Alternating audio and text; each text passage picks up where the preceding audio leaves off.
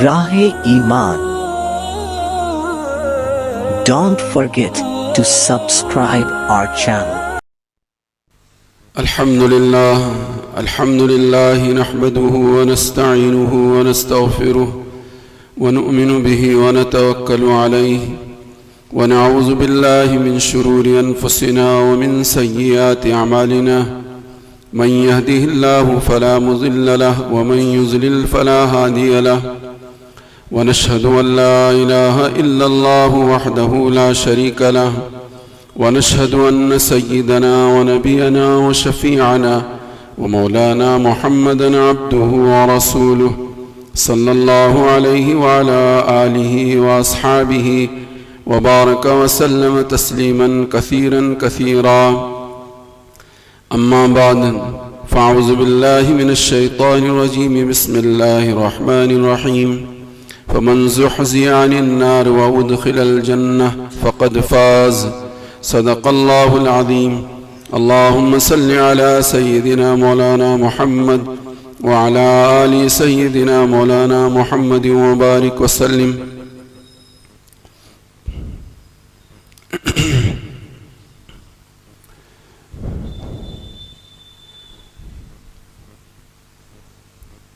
قرب قیامت میں قرآن و حدیث میں یہ باتیں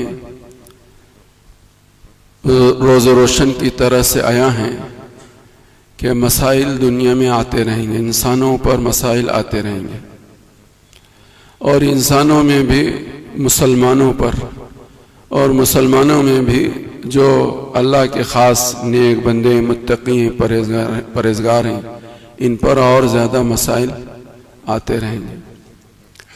لیکن جو لوگ قرآن و حدیث پر جن کی نظر گہری ہے وہ اس بات کو اچھی طرح سے سمجھتے ہیں کہ دنیا میں آنے والا مسئلہ چاہے کتنا ہی بڑا کیوں نہ ہو، یہ سب آخرت کے مقابلے میں رائی کے دانے ہیں. اس کی حقیقت، اس کی حیثیت، ان مسائل کی آخرت کے پریشانیاں اور آخرت کے مسائل، ان کے سامنے اس کی کوئی حقیقت، کوئی حیثیت نہیں ہے. تو ان دنیا میں آنے والے پریشانیوں کا ہمیں ایمان و اعمال کے ساتھ اپنی جان و مال کو اللہ کے راستے میں لگاتے ہوئے ان کا مقابلہ، ان کا دفاع، یہ ہم سب کی ذمہ داری ہے. اس سے دل برداشتہ نہیں ہونا چاہیے، بلکہ مضبوط دل کے ساتھ ہم اپنے صلاحیتوں کو لے کر آگے بڑھنے کی ضرورت ہے. مسائل تو آتے رہیں گے، اس لیے کہ حدیث میں اس کی پیشن گوئی کی گئی ہے، حالات آتے رہیں گے. انہی حالات میں سے ایک حال اس وقت جو ہے آپ حضرات کے سامنے جو ہے، اس سے پہلے بھی ایک جمعہ میں آپ حضرات کی خدمت میں بات رکھی گئی کہ اس وقت کے حکمراں ظلم و زیادتی کی حد کو پار کر چکے ہیں، اور یہ بھی ہمارے کرتوتوں کا نتیجہ ہے. ہم نے دین بیزاری کے ساتھ، خدا فراموشی کے ساتھ اور مساجد سے اپنے تعلقات کو منقطع کرتے ہوئے، دین سے دور ہٹتے ہوئے ہم نے زندگی گزاری کہ جس کے نتیجے میں جو ہے ہمارے اوپر ظالم حکمراں مسلط ہو گئے. اللہ ہم سب کو معاف کرے، سب کو سمجھنے کی توفیق عطا فرمائے، سمجھ کر اپنی زندگی کے رخ کو بدلنے کی کوشش میری اور آپ کی سب کی ذمہ داری ہے. تو آج تک یہ 70، 72، 75، 77 سال کے زمانے میں مختلف قسم کے، مختلف خطوں میں ملک کے چھوٹے بڑے حالات اور پریشانیاں، کبھی جانی، کبھی مالی، کبھی آبرو پر حملہ، کبھی دین و شریعت سے کاٹنے کی کوششیں وغیرہ ذالک، یہ سارے ہوتے رہے. لیکن امت کے رہبر اور رہنما دور اندیشی کے ساتھ اور حکمت کے ساتھ جو ہے ان مسائل کے حل کرنے کی کوشش کرتے رہے. جن مسائل میں سے بہت سارے مسائل جو ہیں جس میں علماء کو اور ہمارے رہبروں کو کامیابی ملی، کچھ مسائل ایسے ہیں کہ اس میں کامیابی نہیں بھی ملی. تو انہیں مسائل میں سے ایک مسئلہ اس وقت جو ہے ہم سب کے سر پر جو چھایا ہوا ہے وہ ہے اوقاف کی جائیداد کے سلسلے میں ترمیمی بل پارلیمنٹ میں جو پیش کی گئی ہے اس کے منظوری اور اس کے نامنظور ہونے، اس کا ایک بہت بڑا مسئلہ ہے، جس کے تعلق سے سارے ہمارے اکابر علماء اور دانشور اور امت کے خیر خواہ جو ہیں وہ ماشاءاللہ بہت متفکر ہیں، فکر مند کر رہے ہیں، کوششیں کر رہے ہیں، ان تک کوششیں ہوئی ہیں، جو جن کے حوالے پارلیمنٹ نے اس بل کو جن کے حوالے کیا ہے، ہمارے ذمہ داروں کی ملاقات وہاں تک بھی ہوئی، اپوزیشن جتنی جماعتیں ہیں ملک کے اندر فردن ایک ایک کے پاس جا کر صحیح کیا ہے، غلط کیا ہے، حق کیا ہے، ناحق کیا ہے، فائدہ کیا ہے، نقصان کیا ہے، الحمدللہ وفود ہمارے گئے اور ان سے ملاقاتیں کر کے اس بل کے نفع اور نقصان کے سلسلے میں ان سے گفت و شنید کا سلسلہ ہوا ہے اور ہو رہا ہے، ہوتا رہے گا۔ لیکن باقی کامیابی و ناکامی یہ اللہ کے قبضے قدرت میں ہے، اس کے لیے ہمیں بھی اپنے حد میں رہتے ہوئے کوشش کرنے کی ضرورت ہے۔ بل کیا ہے، اس کے نقصانات کیا ہیں، وہ ایک لمبی تفصیل ہے، ان سارے قریب سارے ہی مساجد کے اندر اس بل کے اندر کیا کیا خرابیاں ہیں، کیا کیا نقصان ہیں، اور وہ ساری چیزیں کون سے دفعہ میں کون سی بات کی کہی گئی ہے، وہ پوری تفصیل الحمدللہ جو ہے وہ آ چکی ہے۔ اور جو سوشل میڈیا پر جو لوگ ہمیشہ رہتے ہیں ان حضرات کی بھی ذمہ داری ہے۔ سوشل میڈیا پر جو پارلیمنٹ میں بل 2 دن پہلے بحث جس دن ہونی تھی، پیش کرنی تھی، اس سے 2 دن پہلے جو ایم پیز کو جو بل کا ایک نمونہ دیا گیا تھا، اس پر غور و فکر کرنے کے بعد جب پارلیمنٹ میں بل پاس ہوئی تو اس بل پر جو تبادلہ خیال ہوا، مختلف ایم پیز نے جو بات کی ہے کہ اس میں یہ نقصان ہے وہ نقصان ہے، وہ سوشل میڈیا میں وہ محفوظ ہے، اس کو بھی دیکھا جا سکتا ہے، دیکھنا چاہیے، دیکھیں۔ اگر اب تک نہیں دیکھیں تو اس کے بعد اس کو تلاش کر کے دیکھنے کی کوشش کریں۔ ماشاءاللہ بہت اچھی گفتگو ہوئی ہے۔ بہرحال نیتی خراب ہو گئی ہو تو پھر قانون اور دلائل کچھ کام نہیں کرتے، اس لیے ہم سب کو اپنے خالق اور مالک سے اپنے رشتے کو مضبوط کرنا اور صدقہ اور خیرات کا اہتمام کرنا اور دعاؤں کا اہتمام کرنا بہت ضروری ہے۔ اس وقت ہمارے اس ملک کے اندر لگ بھگ 9.5 لاکھ ایکڑ زمین جو ہے اوقاف کی ہے، جو سرکاری رپورٹ کے مطابق، اور سرکاری رپورٹ سے الگ کتنی اور ہوگی وہ نہیں معلوم، لیکن لگ بھگ اندازاً یہ ہے 9 سے 9.5 لاکھ ایکڑ زمین جو ہے وقف کی ہماری اس ملک کے اندر ہے، جو خالص ہی کسی حکومت کی دی ہوئی نہیں ہے۔ یہ حکومت نے کسی کو دیا ہو ایسا نہیں ہے، ہمارے آبا و اجداد مسلمانوں نے اللہ کے نام پر مسجد کی ضرورتوں کو پورا کرنے کے لیے، عاشور کھانے کی ضرورتوں کو پورا کرنے کے لیے، بیواؤں اور یتیموں کی ضرورتوں کو پورا کرنے کے لیے، اور لاچار اور مجبور اور بے کس اور بے بس کی ضرورتوں کو پورا کرنے کے لیے، غریبوں کے نکاح اور شادی میں اس کو خرچ کرنے کے لیے، تعلیم کے سلسلے میں جو ضرورت مند ہے، محتاج ہے، ان کے اوپر وہ خرچ کرنے کے لیے، حتیٰ کہ ہماری تاریخ، اسلامی تاریخ بتاتی ہے کہ اوقاف وقف کر، اب تو یہ سلسلہ ہمارے ہاں لگ بھگ قریب 25-50 سال سے وقف کرنے کا سلسلہ جو چلتا تھا پہلے وہ کم ہو گیا ہے۔ 25-50 سال پہلے وقف کرتے تھے کہ جس میری 1-2 ایکڑ ہے تو آدھا ایکڑ میں نے اس کے نام پر، آدھا نام ایکڑ، اب وہ سلسلہ بند ہو گیا ہے۔ اب آج کل جو ہے زمین جائیداد کی قیمت اتنی بڑھ گئی کہ ہر ایک آدمی زمین جائیداد کا حریص ہو گیا، اور 1-2 انچ کی زمین کے لیے لڑ رہے ہیں، جھگڑ رہے ہیں۔ 1-2 ایکڑ کی بات تو بہت دور کی ہے، 1 فٹ آدھا فٹ کی زمین کے لیے 20 برس تک مسلمان آپس میں بھائی آپس میں لڑ رہے ہیں۔ تو ایسے زمانے میں کوئی 1-2 ایکڑ مدرسے کے نام پر، مسجد کے نام پر، یتیموں اور مسکینوں محتاجوں کے نام پر وقف کرے۔ ابھی قریب میں 3 ایکڑ زمین ایک بزرگ وقف کر کے انتقال کر گئے تھے، والی کنڈری مدرسے کے نام پر انہوں نے وقف کی تھی 3 ایکڑ زمین. وہ وقف کر کے وہ انتقال ہوا ان کے انتقال کے بعد بچے سب کھڑے ہو گئے. ایک بیٹے نے کہا کہ نہیں میرا حصہ نہیں دیتا.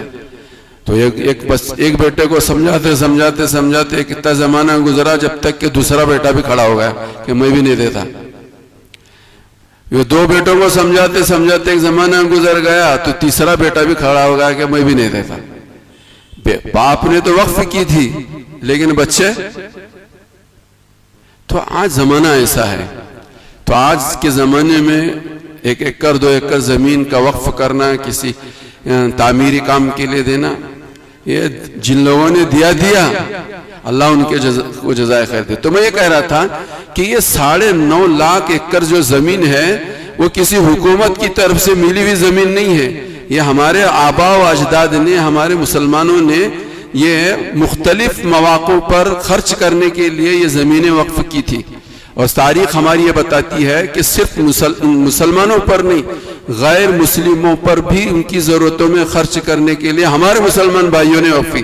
اور غیر مسلم چرندوں اور پرندوں کے اوپر خرچ کرنے کے لیے بھی آج ہمارے اس دھرتی پر ایسی زمینیں ہیں وقف کہ اس زمین کا جتنا کی آمدنی ہوتی ہے کہ اس آمدنی کو یہ جو کبوتر آتے ہیں, یہ پرندے جو آتے ہیں, ان کے دانے پانی پر خرچ کرو. اس کے لیے زمینیں وقف ہوئی ہیں. آج بھی ہیں وہ زمینیں, انسانوں پر ہی نہیں. دنیا میں کچھ خطے ایسے ہیں کہ جہاں بہت سردی پڑتی ہے, وہ سردی کے زمانے میں وہاں کے پرندے گرمی کے علاقے میں آتے ہیں, وہ سب اکٹھا ہوتے ہیں. جب گرمی کے علاقے میں آتے ہیں تو وہ جو وہاں کھاتے ہیں ان کو یہاں نہیں ملتا. تو زمینیں ایسی وقف ہوئی ہیں کہ وہ پرندے جو گرمی کے زمانے, سردی کے زمانے میں یہاں آ جائیں, اس ملک میں آ جائیں, تو ان کے دانے پانی کا انتظام کرنے کے لیے مسلمانوں نے زمینیں وقف کر دی. اس کے ذریعے سے ان کی ضرورتیں پوری ہوتی ہیں. بہرحال ایک مسئلہ ہے. تو یہ اوقاف کی جائیداد زمینیں جو ہیں یہ ہمارے آباء و اجداد کی دی ہوئی ہیں, ہماری پرسنل پراپرٹی ہے. یہ ہماری اپنی پراپرٹی ہے. یہ کسی کا عطیہ اور کسی کا تعاون اور کسی کی مدد ہرگز نہیں ہے, ہرگز نہیں ہے. یہ ہماری اپنی خود کی پراپرٹی ہے.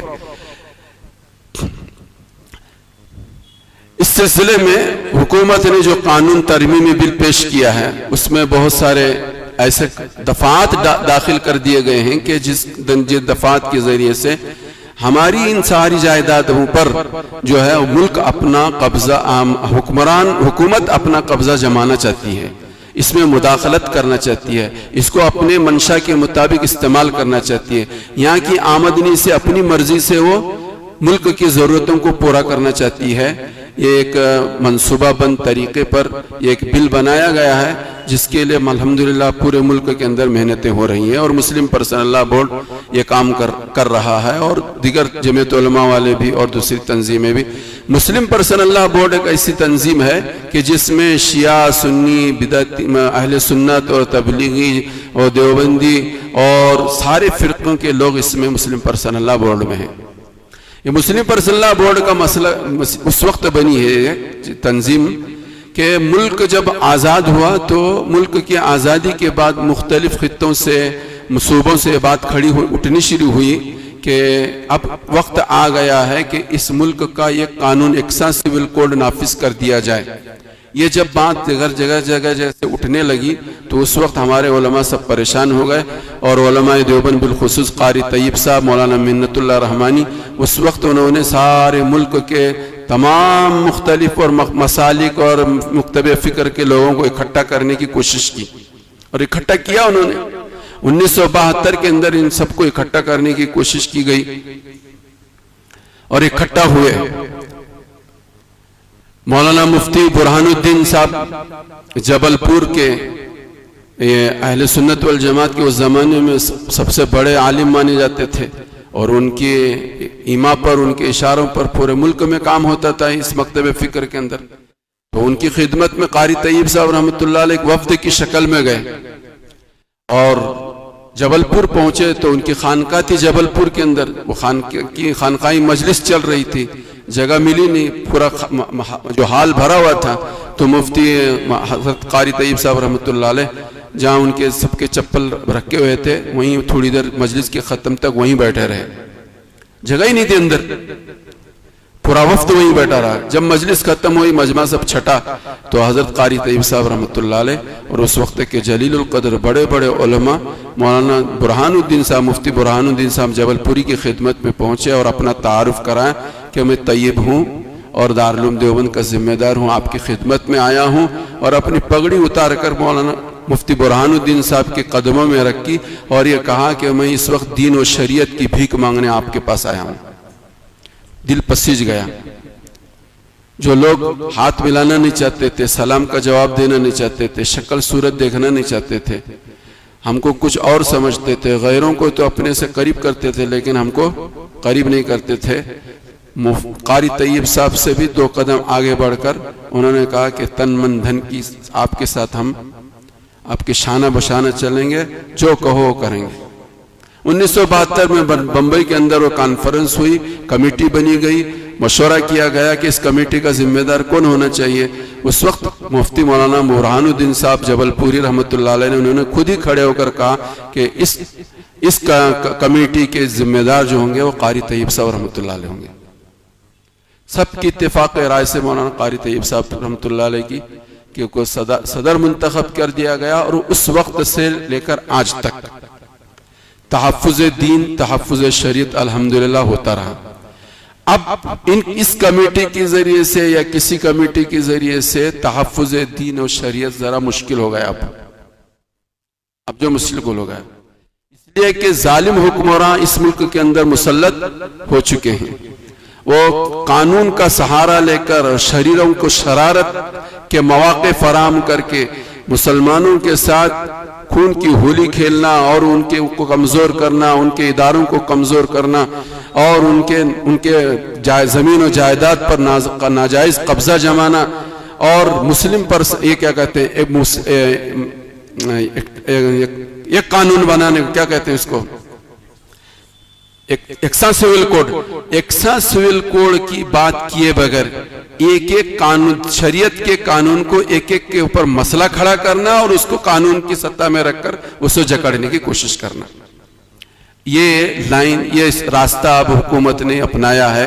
اس سے پہلے طلاق کا مسئلہ کھڑا ہو گیا، اس سے پہلے NRC NPR CAA کا مسئلہ کھڑا ہو گیا، اس سے پہلے مدرسے کا مسئلہ کھڑا ہو گیا، اور پتہ نہیں 20 مسئلے اس 70-75 سال کے اندر کھڑے ہو گئے، لیکن اتنا خطرناک مسئلہ کوئی کھڑا نہیں ہوا تھا جتنا بڑا خطرناک مسئلہ جو ہے اس وقت جو ہے وقف بورڈ کے تعلق سے، وقف ترمیمی بل کے تعلق سے جو بل پیش کی گئی ہے، یہ اتنا خطرناک مسئلہ ہے۔ اس لیے پورے ملک کے اندر کام ہو رہا ہے، اور آنے والے جمعہ میں کتنی تاریخ ہوں گی؟ آج 22 ہوگی۔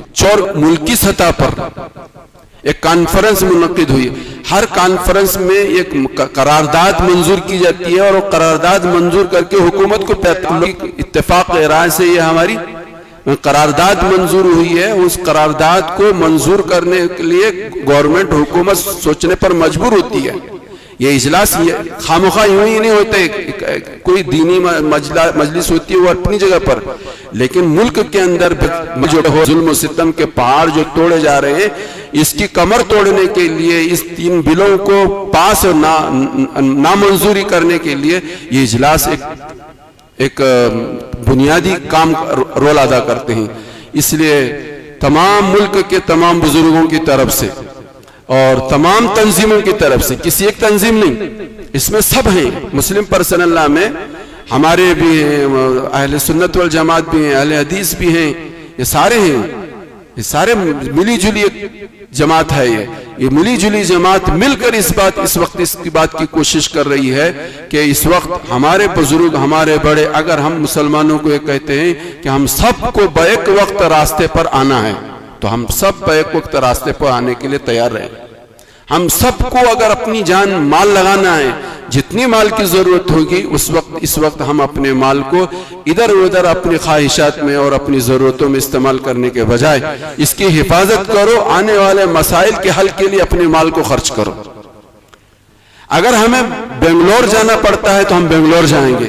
اگر ہم سب کو پورے ملک کی ایک معتبر تعداد کو یا بغیر تعین کے تعداد کی تعین کے بغیر ہم سب کو دہلی جانے کی آواز اگر اٹھتی ہے تو ہم سب کو دہلی جانا پڑے گا. دہلی جانا پڑے گا. اس کے لیے ذہن سازی پورے ملک میں ہو رہی ہے. الحمدللہ ہم بھی لگ بھگ مہینے سے مختلف تعلقات میں دیہاتوں میں تنظیموں اداروں کو جوڑ کر اور وہاں کے ائمہ اور علماء کو جوڑ کر یہ بات وہاں تک پہنچے. پورے ضلع میں قریب ہمارا علاقہ جو ہے پورا ضلع بیلگام ہے, یہاں پورے ضلع کے پورے مختلف بستیوں میں پہنچ کر یہ بات ہم وہاں تک پہنچا کر آنے کی کوشش کیے ہیں. اور آج یہ آپ حضرات کی خدمت میں بات رکھی جا رہی ہے کہ 24 نومبر کو یہ پورے ملکی سطح پر بنگلور کے اندر الحمدللہ بنگلور کے لوگ جو ہیں وہ بھور تپاک اس کا استقبال کر رہے ہیں, اس کے انتظامات کر رہے ہیں اور خوب دل جان سے اپنی جان مال صلاحیتیں اس پر لگا رہے ہیں. انشاءاللہ وہ پورے ملک کے ذمہ دار وہاں پر اور مختلف مکاتب فکر کے لوگ وہاں پر اکٹھے ہوں گے, قراردادیں منظور ہوں گی اور حکومت کے سامنے اس کو پیش کیا جائے گا. خدا کی ذات سے امید ہے کہ ہمارے ان بڑوں کی, ہمارے چھوٹے اور بڑوں کی اور سب کی قربانیاں ضرور رنگ لائے گی, جس کے نتیجے میں یہ اوقاف, یہ وقف جو ہے یہ صرف زمین جائیداد کا مسئلہ نہیں ہے, یہ ایک عبادت ہے. یہ عبادت میں مداخلت ہے, یہ کسی کی جان میں کسی کے مال میں مداخلت نہیں ہے. وقف جو ہے ایک مستقل عبادت ہے. حضرت محمد رسول اللہ صلی اللہ علیہ وسلم نے اپنی حیاتی میں وقف کیا. مکہ مکرمہ میں قبرستان ہے کہ جس قبرستان میں زندہ بچیوں کو درگور کیا جاتا تھا, بالکل حرم کے بالکل قریب ہے, خانہ کعبہ کے بالکل وہ قریب ہے. حضور صلی اللہ علیہ وسلم نے اس کو خریدا اور خرید کر اس کو وقف کر دیا. وہ قیامت تک وقف ہے, حضور کی طرف سے وقف ہے. ایسے بے شمار ہر صحابی نے اپنی اپنی حیاتی میں دین کے خاطر, شریعت کے خاطر, مسلمانوں کی ضرورتوں کے خاطر, یتیموں اور مسکینوں اور محتاجوں اور تعلیم کے مسائل کو حل کرنے کے خاطر زمینوں اور جائیدادوں کو وقف کیا ہے. اب ہم اور آپ وقف نہیں کر رہے, کم سے کم وقف کی ہوئی زمین جائیداد کو بچانے کے لیے تو اپنی جان مال لگا سکتے ہیں. یہ بھی نہیں کر سکتے, یہ بھی نہیں, ہم سے نہیں ہو سکتا, تو پھر یقیناً ہمارے کچھ 19-20 مسائل ہیں. اوقاف کی جائیداد پر ہمارے ناجائز مسلمانوں نے ہی بہت سارے قبضے کر رکھے ہیں. تو ایک مسئلہ ہے, لیکن اس مسئلے کو اس وقت چھڑنا گویا کہ اس مسئلے کو ڈھیلا کرنا ہے. ہر مسئلے کے حل کا ایک وقت ہوتا ہے, اس مسئلے کا حل اسی وقت کرنا چاہیے. 70 سال میں جو مسئلہ حل کرنا چاہیے تھا وہ نہیں کیے. اب اتنا بڑا مسئلہ کھڑا ہوگا, ایسے وقت میں اگر آپ یہ مسئلہ کھڑا کریں گے کہ پہلے یہ حل کرو, پہلے وہ حل کرو, پہلے وہ حل کرو, نہ ادھر کا حل ہوگا نہ ادھر کا حل ہوگا, اور ہم سب مردہ کیا کہتے ہیں, ملا اور مولوی کی تنٹے میں مرغی مردار ہو جائے گی. وہی مقولہ اور جو ہے ہم سب اس کے مصداق بنیں گے. تو ضرورت اس بات کی ہے کہ اپنی جان کی بھی حفاظت کریں, اپنے مال کو بھی محفوظ رکھیں, اور موقع اور محل کے اعتبار سے اپنی جان کو اور مال کو, اپنی صلاحیتوں کو اس کے تحفظ کے لیے, دین کے تحفظ کے لیے, شریعت کے تحفظ کے لیے, مساجد کے تحفظ کے لیے, مدارس اور خانقاہوں کے تحفظ کے لیے, مراکز کے تحفظ کے لیے, اور دینی جتنے دنیاوی تعلیمی ادارے ہیں ان کے تحفظ کے لیے اس وقت اپنے کو جان اور مال لگانے کی ضرورت ہے. اپنی جان اپنا مال اس جگہ اس وقت لگنا چاہیے. اس لیے آپ حضرات سے گزارش ہے کہ اپنے مال کی حفاظت فرمائیں اور اپنے مال کو, اپنے محفوظ کیے ہوئے مال کو یہاں پر لگانے کی کوشش کریں. جتنی بڑی تعداد 24 نومبر کو بنگلور پہنچ سکتی ہے, پہنچنے کی فکر بھی کریں.